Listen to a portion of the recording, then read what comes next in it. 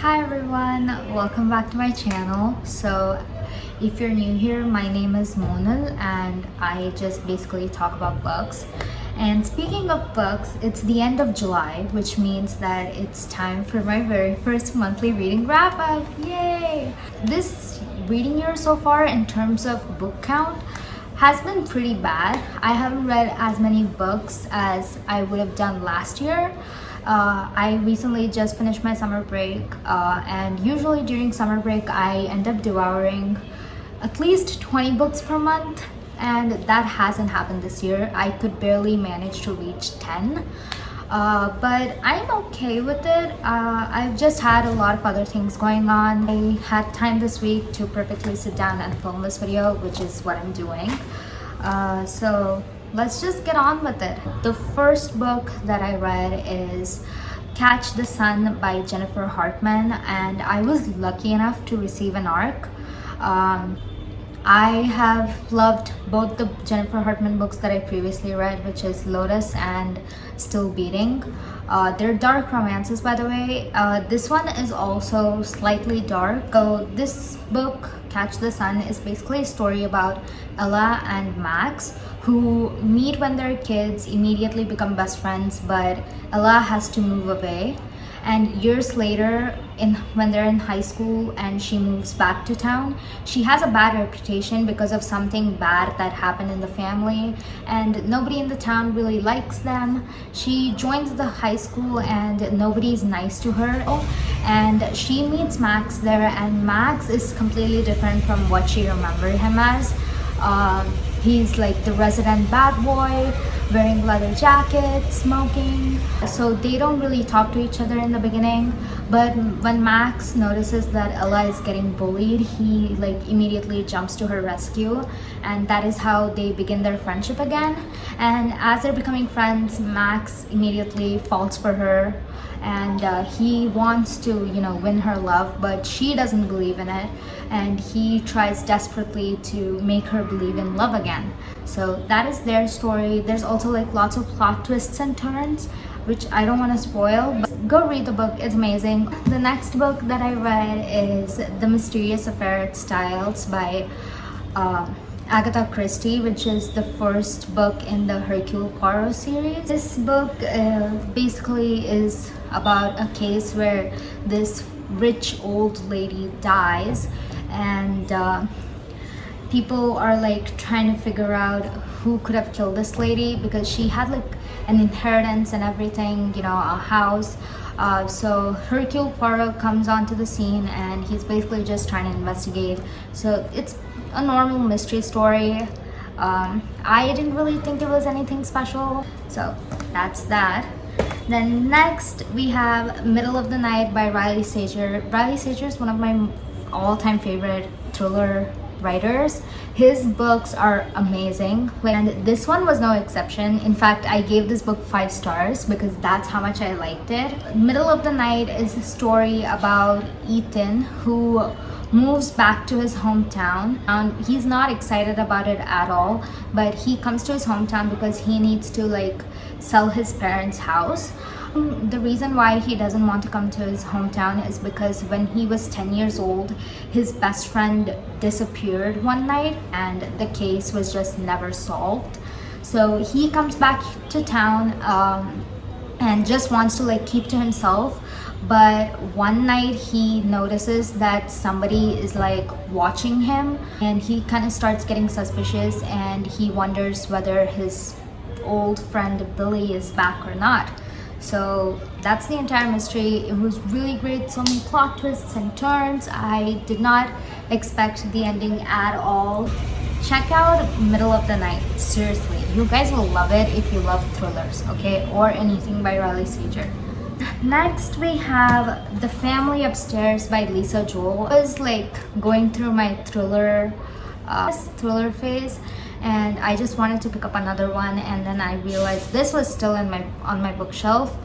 So I picked this up, and The Family Upstairs is basically a story about Libby, who, when she turns 25 years old, she's adopted, so she finds out that she has this property that she's the owner of, a huge mansion And she goes to that mansion and finds out that there are like really dark secrets tied to that mansion, and so she kind of starts investigating and trying to figure out what is going on. And as she does that, she finds out all these huge incredible secrets and tries to get down to the truth of what really happened at this house. I liked the book. I gave it 4 stars. And there are lots of plot twists and turns, so if you like that, then you'll like this book. I was switched immediately to romance again and decided to read Play Along by Liz Tomford. Play Along is the 4th book in the Windy City series. It's a series of sports romances where all the players are based in Chicago, and this particular book is a baseball romance with Isaiah Rhodes playing for the Chicago baseball team, and it's also a marriage of convenience romance. He and his love interest Kennedy K get married when they're in Vegas and drunk. So they get married, and Kennedy is is his physical therapist. She hates her current job because her boss is like this terrible person who never acknowledges her properly, and she's way too qualified to be in the job that she is. So she initially makes plans to leave the job, but since now she's married, she's afraid that she's going to get fired, which obviously doesn't look good for her. But Isaiah immediately devises a plan that they're going to convince everyone that they married for real and not just because they were drunk. So now they have to fake date and pretend that they're in love with each other. And this book was just so amazing. Isaiah is the sweetest man ever. Like, honestly, I was swooning and giggling and kicking my feet so hard as I was reading this. It's been a while since I read a swoon-worthy romance like this. I don't even know what else I can tell you to convince you to read this. I got to read another arc, which is pretty great. I read 2 arcs this month. So the second arc that I read is The Road Less Traveled by Emily Tudor.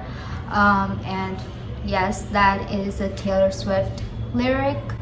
I forgot from which song. I can't remember it because I'm trying so hard to remember to explain the plot. So this actually is the second book in a series. The name of the series is called The Hart Sisters. This is the second book following the younger sibling, which is Bree Hart. It's a bodyguard romance. Bree Hart is an internet personality. She's an influencer.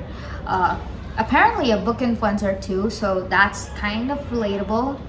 Not the fact that she has like 10 million followers and paparazzi following her, because I didn't know book influencers could have paparazzi following them, but she does. And apparently she had a stalker, and she had this bodyguard Vince who protected her and got rid of her stalker, put him in prison.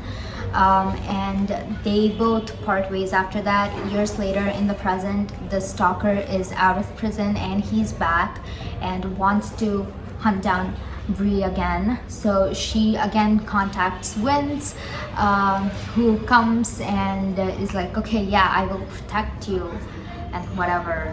And yeah, that's their story. It's a bodyguard romance. You know what that means. He's like always going to be with her. There's forced proximity. There's also lots of tension between the characters. This book was okay. I mean, I wasn't the biggest fan. I initially wanted to read this book because, you know, bodyguard romance, who doesn't like it? I mean, I loved Twisted Games by Anna Huang, and I thought it would be similar to that, and I mean, it sort of is, but like, I just wasn't into it at the time. Finally, the last books that I read is The Sinner's Duet by Sophie Lark. You know Sophie Lark, she writes dark romances. Earlier this year, I read Minx by her, and I was honestly a little disappointed that it wasn't mafia romance, because her mafia romances are the best ones that I've read. I just like the female characters so much, so I was hoping the Minx would be that, but it wasn't. But then all of a sudden I wanted to read mafia romance again, and I was like, who better to turn to than Sophie Lark, which is why I ended up picking The Sinner's Duet. So there are two books. The first one is called There Are No Saints, and the second book is called There Is No Devil. So the first book basically follows Cole Blackwell, who is a famous artist, and he is in sort of this like rivalry with another artist called Anthony Shaw, I think. I'm not sure, I forgot his name. I just read this book like yesterday. Yeah, so he's in a rivalry of sorts with this other person, and everybody knows about their rivalry. What they don't know is that these two also happen to be serial killers. And at one of these art gallery showings, Cole spots this girl Mara, who is just starting out as an artist. So he spots Mara Eldridge, and Anthony notices that Cole has an interest in her, and he tries to kill her to get to Cole. Now Cole is like invested in her. He's like obsessed with her and wants to be with her, and he's like trying to protect her from his rival. That is what the first book is. The second book, There Is No Devil, is again a continuation of the first book. It like picks right off after where the first book ended. So that's what the book is about. I can't really say much about the second book because it is about the same couple. Hopefully I explained the first book well. I don't know how much to explain. And those are all the books I read so far. So thank you for watching.